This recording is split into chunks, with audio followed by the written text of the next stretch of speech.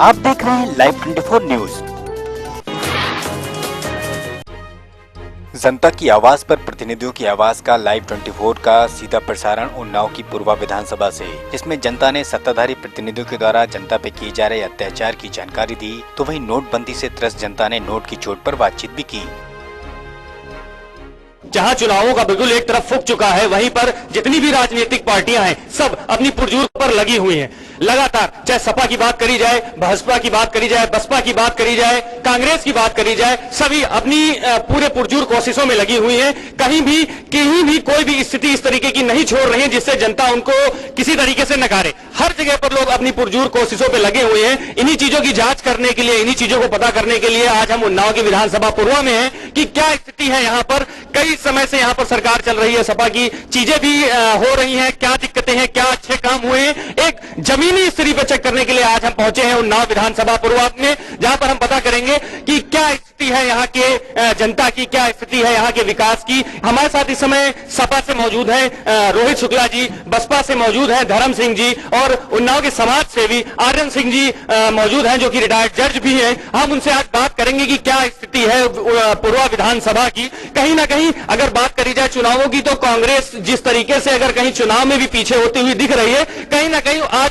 मैदान पर भी नहीं दिख रही है पूरी तरीके से। उसने जनसभा में ही आना उचित नहीं समझा, शायद उनके पास कुछ बताने को या बोलने को ना हो, इसीलिए शायद वो मैदान पर आना उन्होंने उचित नहीं समझा। पूर्व विधानसभा क्षेत्र में यहाँ के जो जनप्रतिनिधि लोग हैं, उन्होंने स्वयं का विकास किया, क्षेत्र का विकास नहीं किया।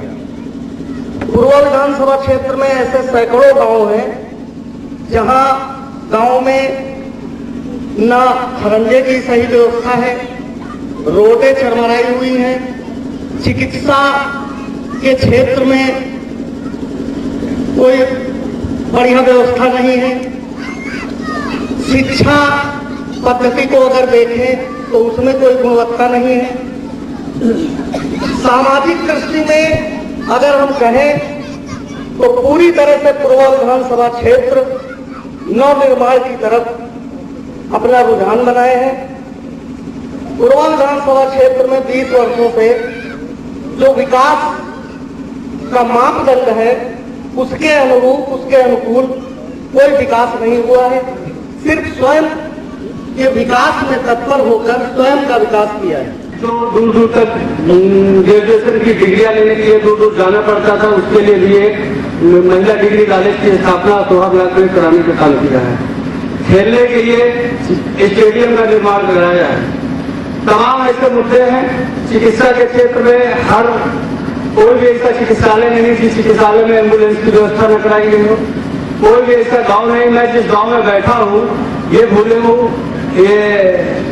ग्राम सभा बरवट पे बैठा हूँ। बरवट को भी लोहिया गांव कराने का विधायक जी ने बिल्कुल। और इसके अलावा इसी गांव का एक बंदा भूलेमू, उसको भी लोहिया गांव से संतप्त कराने का काम किया गया है। विकास के मुद्दे पर अभी मैं आपको बताना चाहता हूँ, उत्तर प्रदेश की विधानसभा में असेंबली में यहाँ कोई वो नहीं है, लेकिन मैं एक बात दावे के साथ कहना चाहता हूँ, क्योंकि हमारे सदर के विधायक पंकज गुप्ता जी हैं, उन्होंने विधानसभा के अंदर एक क्वेश्चन उठाया कि अगर उत्तर प्रदेश के अंदर कहीं विकास हुआ है, या तो सैफे में हुआ या तो उन्नाव जिले की पूर्व विधानसभा में हुआ। मैं गर्व के साथ कहना चाहता हूँ, वो विधायक जिसने रात दिन जनता के जात पात से हटके लोगों की मदद करने का काम किया है, और जहाँ तक हमारे साथी ने कहा, उन्होंने अपना विकास करने का काम किया, अपना विकास क्या करने का काम किया है। उनका विधायक जी का लड़का आज IAS हो गया, हिंदुस्तान की सबसे बड़ी संस्था का वो आज वो उत्तराधिकारी बन गया है। विधायक जी की 2 बेटियां हैं, एक असिस्टेंट प्रोफेसर लोहिया विश्वविद्यालय में हो गई, वहाँ घूसखोरी से थोड़ी लोग होते हैं। और अभी एक लड़की विधायक जी की बहन पे हो गई है। आदमी को सोचना चाहिए, आरोप लगाने से पहले अपने गिराबान में झांकना चाहिए कि हम किस पार्टी का हम प्रतिनिधित्व कर रहे हैं। मैं बताना चाहूंगा कि 70 वर्षों में जो विकास हुआ है वो उस प्रकार से हुआ है जैसे एक बोरा भूसा हो और उसको छान करके 4 दाने गेहूं के निकाले जाए।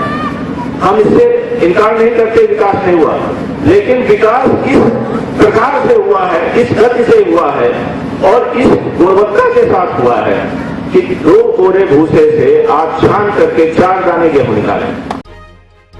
कार्यक्रम में कांग्रेस पूरी तरह गायब रही, जैसे ही वह यूपी में हमेशा रहती है। सपा से रोहित शुक्ला, बसपा से धर्म सिंह व वरिष्ठ समाज सेवी के तौर पर पूर्व न्यायाधीश RN सिंह यहाँ मौजूद थे। बसपा व पूर्व न्यायाधीश ने अपना परिचय देते हुए मौजूदा हालातों के बारे में बताया, तो वहीं सपा प्रतिनिधि व पूर्व ब्लॉक प्रमुख रोहित शुक्ला समाजवादी सरकार में विकास पुरुष का दर्जा पा चुके विधायक उदयराज यादव के कार्यों के बारे में भी यहाँ बताया गया। नोटबंदी को लेकर भी इससे बड़ा अफरा तफरी मची हुई चीजें जो सामने आ रही, हम जनता के बीच में हमारे संवाददाता मौजूद हैं अजयदीप सिंह जी, उनसे बात करें जनता से। हम यहाँ पर लोगों से बात ये करेंगे कि जो नोटबंदी की जो समस्या आई, इसमें सबसे पहले जो दिक्कतें आई वो आई आम जनमानस को। तो क्या यहाँ पर वाकई नोटबंदी से आम जनमानस को समस्या है, और जो समस्या है तो क्या समस्या है, कितनी ज्यादा स्थिति यहाँ पे बदतर है या कितनी ज्यादा स्थिति यहाँ पे सुविधाएं यहाँ पे मिल पा रही है लोगों को, हम इस बारे में बात करेंगे। क्या नाम है आपका? नोटबंदी से आपको क्या समस्या है? अरे बहुत समस्या है, नोट सभी चीज आए मन लेके, अब क्या हम बाजार लेके जाऊँ, सब्जी ले कैसे लेके आऊँ, यही सब परेशानी है। बैंक जाते हैं आप? क्या बैंक गए आप? बैंक में क्या, जब पैसे नहीं तो बैंक में क्या जाएंगे। बिल्कुल समस्या ये आ रही है कि यहाँ पे बैंक में पैसे ही उपलब्ध नहीं हो पा रहे हैं, तो चीजें कैसे उपलब्ध होंगी। हम और लोगों से बात करते हैं। क्या नाम है? चलो जी, आपको नए पैसे मिले? जब बैंक के पैसे नहीं है तो वहाँ से पैसे निकालें। लोगों से पूछने पर मालूम चला कि यहाँ पर बैंक में पैसे ही उपलब्ध नहीं है। इस विषय पे मैं चाहूंगा कि आप लोगों से पूछें कि क्या समस्या है। बिल्कुल बिल्कुल। तो विकास की, तो विकास में भी मुद्रा की जरूरत पड़ती है, तो कहीं ना कहीं जब मुद्रा ही नहीं तो किस तरह का विकास। हम बात धर्म जी से। धर्म जी, अगर पैसा ही नहीं है तो किस तरीके से विकास होगा? जो आपने सपा पार्टी पर आरोप लगा रहे हैं कि पार्टी ही विकास नहीं कर रही है, जब बैंकों में पैसा ही उपलब्ध नहीं होगा तो किस तरीके से काम होगा, क्या चीजें आगे बढ़ेंगी? हम ये निवेदन करना चाहता हूं, एक छोटे से उदाहरण के माध्यम से अपनी बात हम आप तक पहुंचाना चाहते हैं। विकास की श्रृंखला कहां पर रुकी और कहां पर पूर्ण विराम तक की अवस्था में पहुंचती है। गांव में एक जो BDC का चुनाव होता है वो भी 5 साल के लिए होता है और वो भी संकल्प लेता है कि हम गांव के विकास के लिए चुनाव लड़ रहे हैं। ग्राम प्रधान जो होता है वो भी गांव के विकास की बात करता है, चुनाव लड़ता है। और जो जिला पंचायत सदस्य लोग चुनाव लड़ते हैं, जिला पंचायत अध्यक्ष का जो निर्माण होता है, वो सब गांव के विकास की बात करते हैं। कोई शहर में विकास नहीं करता है, गांव में विकास करता है। विधायक चुनाव लड़ता है, गांव के विकास की बात करता है। सांसद चुनाव लड़ता है, गांव का विकास करता है। इतने सारे लोग गांव के विकास के लिए समाज में चुनाव लड़ते हैं और विगत 20 साल 40 वर्षों से ये अनवरत श्रृंखला चल रही है। लेकिन पूर्वा विधानसभा क्षेत्र में आज भी सैकड़ों ऐसे गांव हैं जहां पर आप पैदल चल नहीं सकते हैं। तो आखिर व्हाट इज दिस विकास? विकास किसको कहा? जी बिल्कुल। बात करें शुक्ला जी, अब बात बता रहे हैं कि विकास हो ही नहीं रहा है, चीजें सामने आई नहीं। अभी हमारे साथी ने जैसा बताया कि इसके पूर्व में मैंने भी पहले भी बताया था कि पूर्वा विधानसभा क्षेत्र के अंतर्गत मैंने पहले बताया कि 20 साल पहले जो पूर्वा विधानसभा हुआ करता था, जहां गांव में चलने के लिए सड़कें नहीं थी। आज मैं दावे के साथ कह सकता हूं कि पूर्वा विधानसभा क्षेत्र के अंतर्गत जितने भी गांव आते हैं उनको हमने लिंक रोडों से जोड़ने का काम किया है, और उसके अलावा जितनी भी बड़ी बड़ी सड़कें हैं उनको हमने चौड़ीकरण करने का भी काम किया है। क्षेत्र में विकास के लिए संसाधन जितना भी हो सकता है, उत्तर प्रदेश की हुकूमत, हमारी जो समाजवादी पार्टी की सरकार अपने संसाधन के बूते करने का काम करती है। केंद्र सरकार से हमारा जो राज्यांश है उस पर भी भारी कटौती भारत सरकार के द्वारा कर दी गई है। हम अपने संसाधनों से जितना भी ज्यादा से ज्यादा विकास है उत्तर प्रदेश के अंदर करने का काम कर रहे हैं। हमने नोटबंदी का फैसला लिया, हम भी काले धन के खिलाफ है। हमारे मुख्यमंत्री ने भी कहा काला धन बिल्कुल रुकना चाहिए, लेकिन बगैर तैयारी के हमने एकदम से घोषणा कर दी कि नहीं, कल से 1500 नोट का बंद। लेकिन आज हमारी ग्रामीण जनता परेशान है। किसी के शादी है, किसी के ब्याह है, किसी ने 2-2 पैसा जोड़ के बैंकों में रखा है, आज वो दर की ठोकरें खा रहे हैं। और उसके अलावा तमाम ऐसे मुद्दे हैं जिसको दवा करानी, जिसको इलाज कराना, जिसको अभी क्या है बुआई का फसल है, रबी की बुआई का फसल है, तमाम लोगों के लिए खाद के लिए समस्या है, बीज के लिए भी समस्या है। वो आदमी गरीब कहाँ मारा जाए? बिल्कुल। मगर जनता तो उत्तर प्रदेश की है, जनता तो पूर्वा की ही है। तो क्या लगता है आपको कि राज्य सरकार को कुछ उसमें कोई महत्वपूर्ण कदम या कोई चीजें अच्छी करने के लिए खुद अपनी तरफ से प्रयास करना चाहिए? आप लाख बुराइयां करें केंद्र सरकार की, मगर केंद्र सरकार ने नोटबंदी करी काला धन रोकने के लिए, तो क्या आपको नहीं लगता कि राज्य सरकार को भी कुछ इसके लिए करना चाहिए था?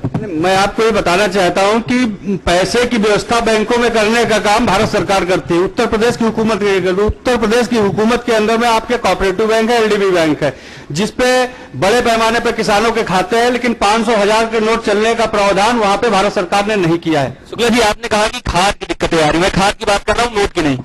नहीं, खाद तो जो हमारे संसाधन है उसको हम देने का काम भरसक का प्रयास कर रहे हैं, लेकिन समस्या तो यही है ना, खाद हमारे सोसाइटियों में भरी पड़ी है, लेकिन जब हमारे किसान का 1500 का नोट ही वहां नहीं चलने गवर्नमेंट ऑफ इंडिया दे रही है, तो हमारे किसान क्या करें? नहीं, तो आपको तो कहीं ना कहीं इस तरीके से कुछ कोई व्यवस्था बनवानी चाहिए कि अगर आप हितैषी हैं, आप राज्य सरकार हितैषी, मान लिया आप आरोप लगा रहे हैं केंद्र सरकार पे कि नोट न चलने की वजह से चीजें गड़बड़ हो रही, तो सब राज्य सरकार को कुछ ऐसा करना चाहिए जिससे कि चीजें सही हो, उनकी कुछ नीतियां हो जैसी। हमने उत्तर प्रदेश के मुख्यमंत्री जी ने भारत सरकार से ये निवेदन किया, और हमारे प्रदेश अध्यक्ष शिवपाल जी ने भी ये निवेदन करके कहा कि अगर जिला सरकारी बैंक और एलडीबी बैंकों को छूट दे दी जाए तो हमारे किसानों को खाद और बीज मिल जाएगी, नहीं तो हम सड़क पर उतरकर आंदोलन करेंगे।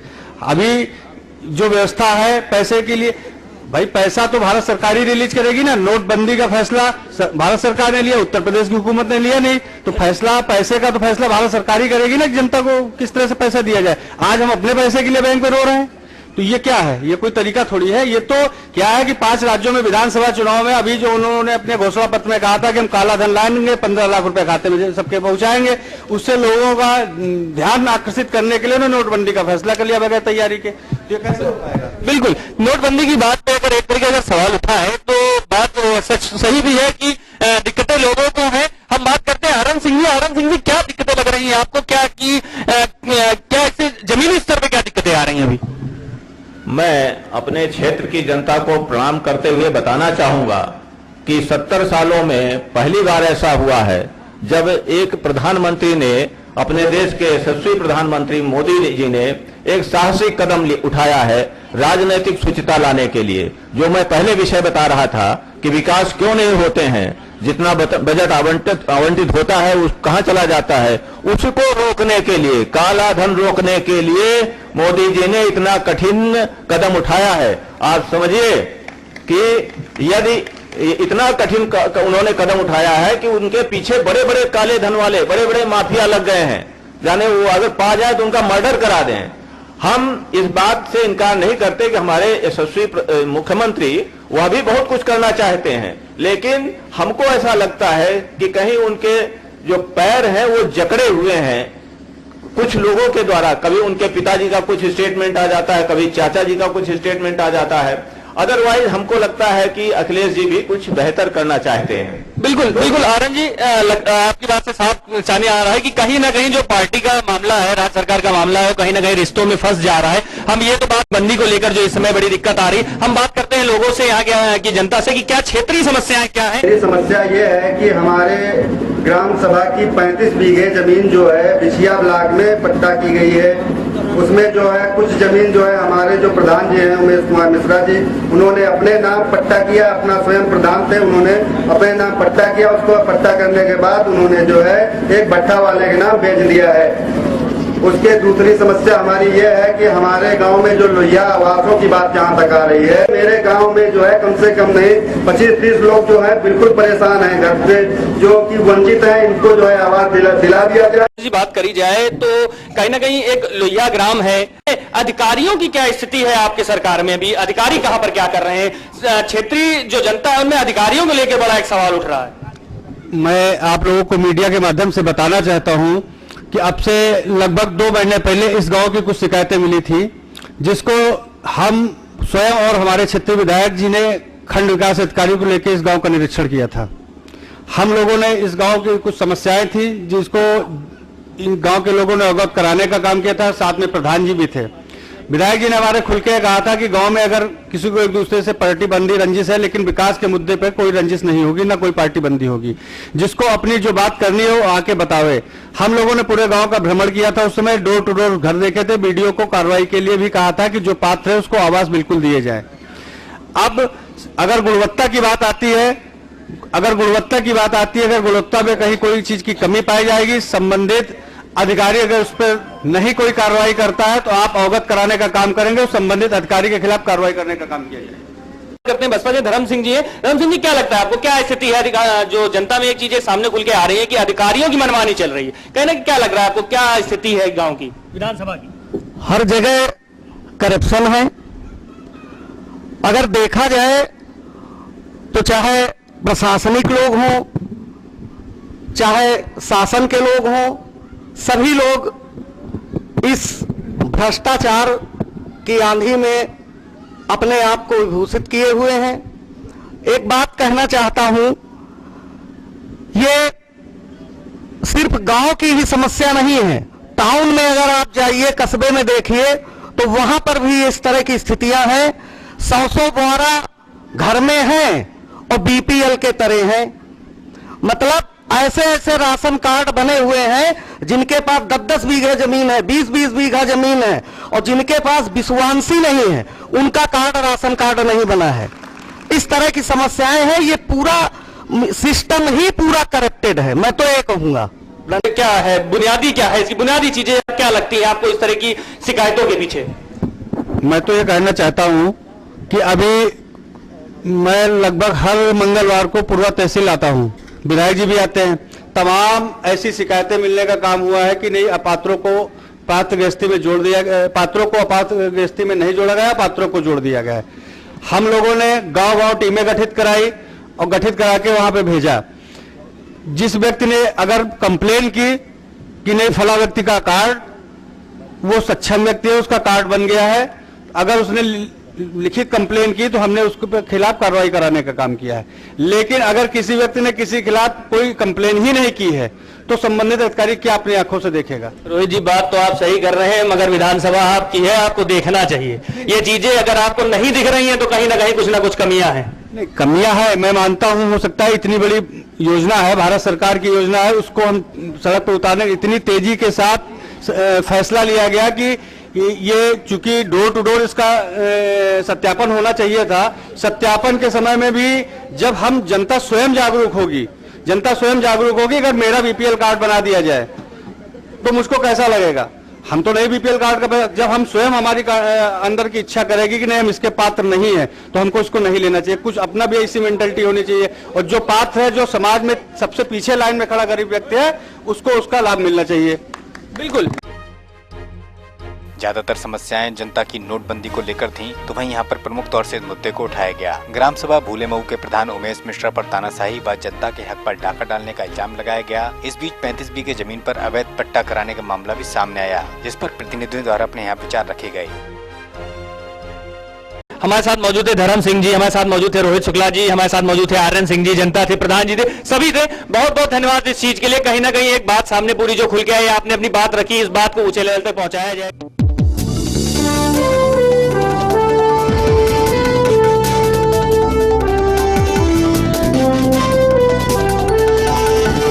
आप देख रहे हैं लाइव 24 न्यूज।